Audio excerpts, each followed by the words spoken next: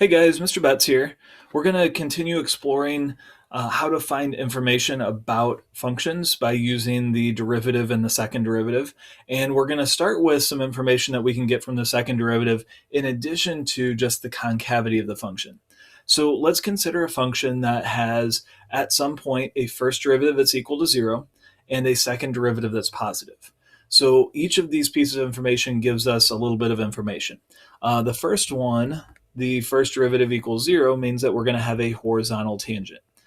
So we have a critical point at this point, and we do know that the function f is going to be defined at this point because it's differentiable there, which means it's also going to be continuous there. So we have a critical point, and that critical point is going to have a horizontal tangent. The second piece of information is telling us that the function is going to be concave up. So remember, the second derivative being positive tells us that the first derivative is increasing, so slopes are increasing, and that gives us a graph of a concave up function. Well, if we put those two things together, so we have a point that has a horizontal tangent, and the graph at that point is concave up, then putting those together, we can conclude that at least at that point, we have a relative minimum.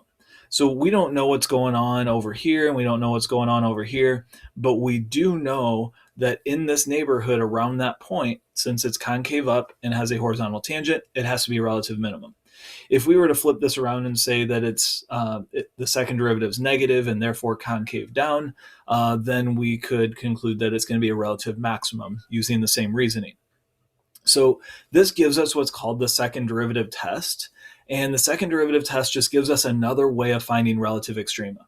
So far, we've found a relative extrema by using the first derivative test, and we look for where the first derivative changes signs from either positive to negative. So positive slopes to negative slopes is going to give us a relative maximum, or where the first derivative changes signs from negative to positive, and that's going to give us a relative minimum. So this gives us an alternative that essentially says if the function is concave up and we have a horizontal tangent, then that's going to have to be a relative minimum. If you think about what this means, the second derivative is positive, means that the first derivative is increasing. So if the first derivative is increasing and it's 0 at the point, the first derivative is going to have to be negative to the left and then positive to the right. And so that means that based on the first derivative test, we're going to have a relative minimum. So it's just an alternative way of looking at the first derivative test by looking at information given by the second derivative. All right, so that's, again, just an alternative way of finding relative extrema.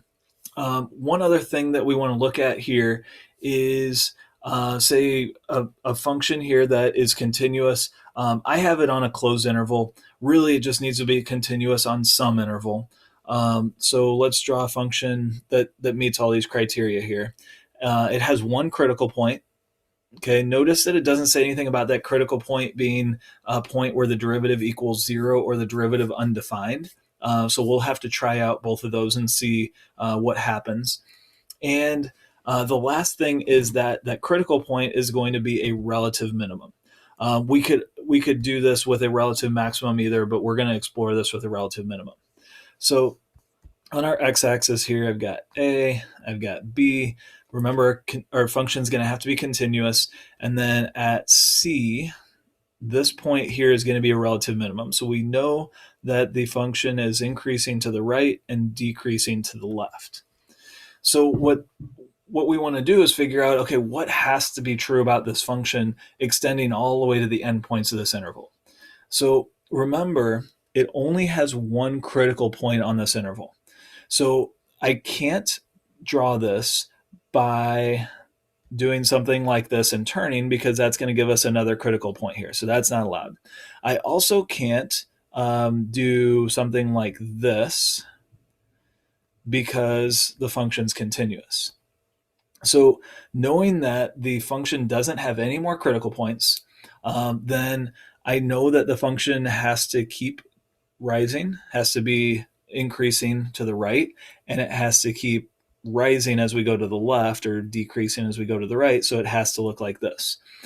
So the fact that this is a relative minimum and everything to the right is increasing and everything to the right or to the left is decreasing, it turns out that this relative minimum also has to be an absolute minimum, because there's no way that we can get values of a function below it over here or over here without it either being discontinuous, which would violate this, or having another critical point, which would violate this.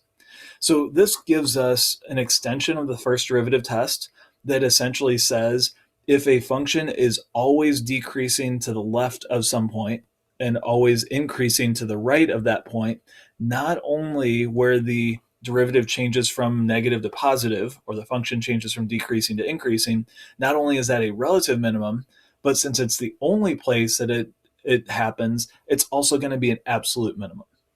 So that gives us what I'm going to call a corollary to the first derivative test that says if f is a continuous function on any interval, notice that I made it an open interval here, and that could actually include infinity as endpoints then. So it could be that this goes from negative infinity to infinity, and this would still apply. So it's continuous on an interval, has a single critical point on that interval, and that critical point is a local extreme, then it also has to be a global extreme. All right, so remember, the critical point is the only place where the derivative can change from positive to negative. So therefore, it's the only place where the function could change from increasing to decreasing or vice versa. So since we have a function that's always decreasing and then always increasing, we can never get below this point on a global scale. So these relative extrema are also going to be absolute extrema. The two examples I have drawn here, these are going to be for absolute minima, but the same thing could be shown for absolute maxima if the function changes from increasing to decreasing instead of decreasing to increasing.